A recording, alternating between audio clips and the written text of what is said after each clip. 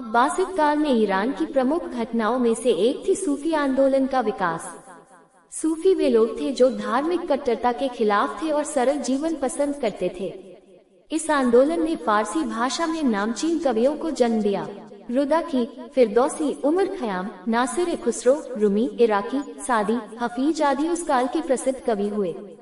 इस काल की फारसी कविता को कई जगहों पर विश्व की सबसे बेहतरीन काव्य कहा गया है।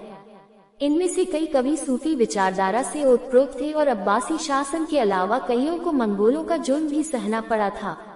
15वीं सदी में जब मंगोलों की शक्ति क्षीण होने लगी तब ईरान के उत्तर पश्चिम में तुर्क घुड़सवारों से लश्कर सेना का उदय हुआ। इसके मूल के बारे में मतभेद है, पर उन्होंने सफावी वंश की स्थापना की। वे सूफी बन गए और आने वाली कई सदियों तक उन्होंने ईरानी भूभाग और फारस के प्रभुत्व वाले इलाकों पर राज किया। इस समय सूफी इस्लाम बहुत फला फूला। 1720 के अफगान और पूर्वी विद्रोह के बाद धीरे धीरे साफावियों का पतन हो गया। 1729 में नादिर कोली ने अफगानों के प्रभुत्व को कम किया और शाह बन बैठा। वह एक बहुत बड़ा विजेता था और उसने भारत पर भी सन 1739 में आक्रमण किया और भारी मात्रा में धन संपदा लूटकर वापस आ गया। भारत से हासिल की गई चीजों में कोहिनूर हीरा भी शामिल था। पर उसके बाद खजार वंश का शासन आया, जिसके काल में यूरोपीय प्रभुत्व बढ़ गया। उत्तर से रूस, पश्चिम से फ्रांस तथा पूरब से ब्रिटेन की निगाहें फारस पर पड़ गईं।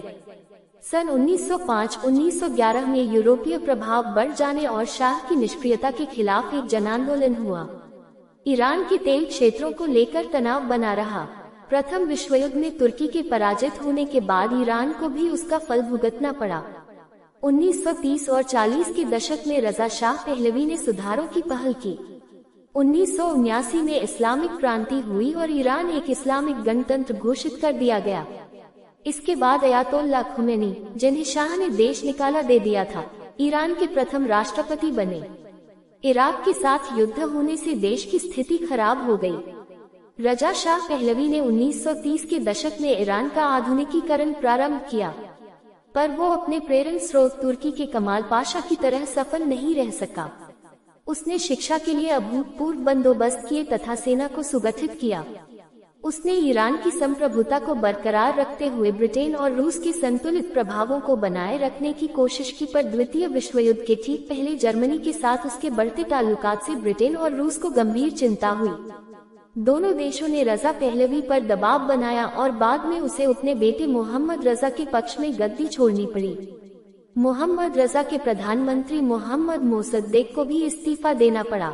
ईरानी इस्लामिक क्रांति संपादित करें। 20वीं सदी के ईरान की सबसे महत्वपूर्ण घटना थी ईरान की इस्लामिक क्रांति। शहरों में तेल के पैसों की समृद्धि और गांवों में गरीबी। 70 के दशक का सूखा और शाह द्वारा यूरोपीय तथा बाकी देशों के प्रतिनिधियों को दिए गए भोज, जिसमें अकूत पैसा खर्च किया गया था, ने ईरान की गरीब जनता को शाह के खिलाफ भड़काया।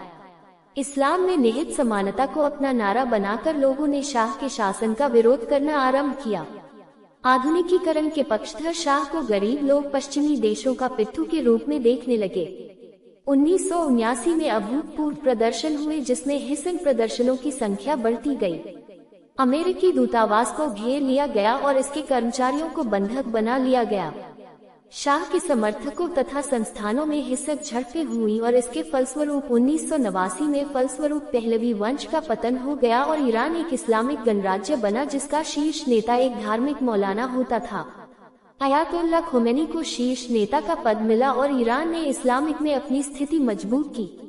उनका देहांत 1989 में हुआ। इसके बाद से ईरान में विदेशी प्रभुत्व लगभग समाप्त हो गया। ईरान में भिन्न भिन्न जाति के लोग रहते हैं। यहाँ 70% जनता भारोपीय जाति की है और हिंद ईरानी भाषाएं बोलती है। जातिगत आंकड़ों को देखें तो 54% फारसी, 24% अजरी, मजंद्रानी और गर्की 8%, कुर्द 7%, अरबी 3%, बलोची, लूरी और तुर्कमेन 2% प्रत्येक तथा कई अन्य जातियां शामिल हैं। 7 करोड़ की जनसंख्या वाला ईरान विश्व में शरणागतों के सबसे बड़े देशों में से एक है, जहां इराक तथा अफगानिस्तान से कई